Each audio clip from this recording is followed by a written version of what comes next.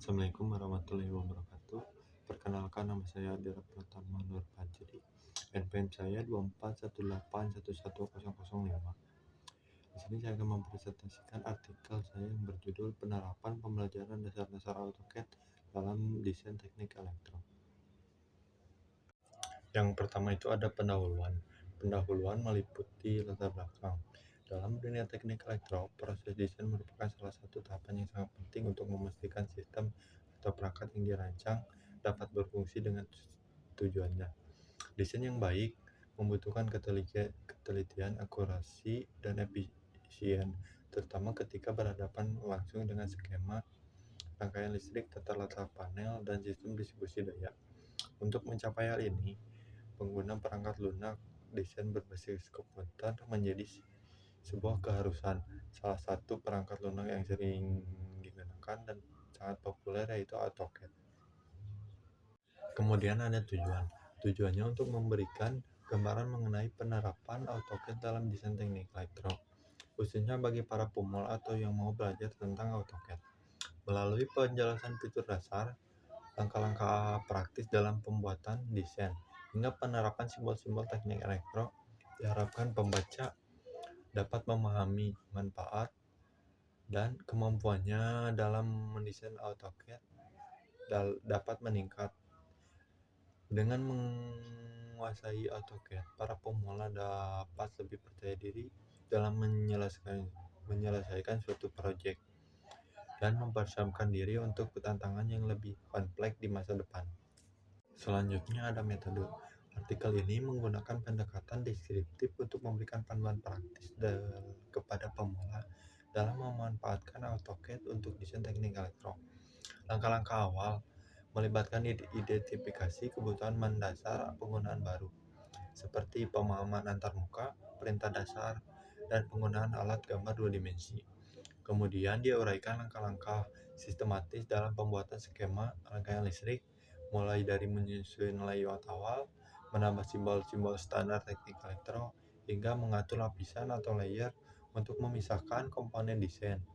Untuk mempermudah pemahaman, proses ini dilengkapi dengan contoh-contoh sederhana yang menghubungkan teori dengan praktik.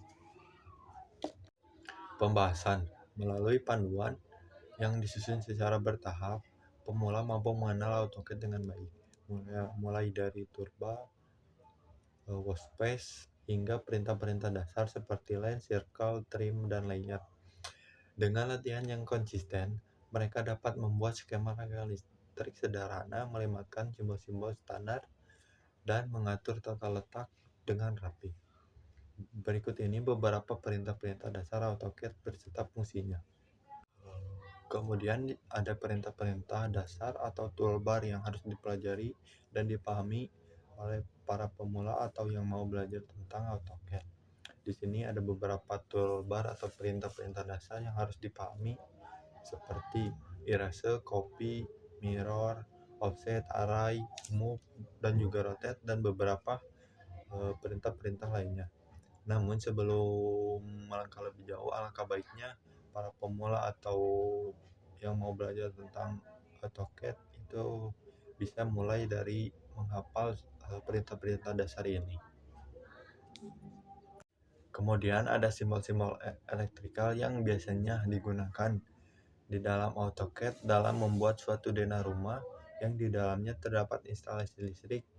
Berikut ini adalah simbol-simbol yang sering digunakan dalam pembuatan AutoCAD. Kemudian di sini ada studi kasus sederhana seperti pembuatan skema instalasi listrik rumah tangga, memperlihatkan AutoCAD dapat membuat suatu instalasi rumah yang lebih presisi dan terstruktur.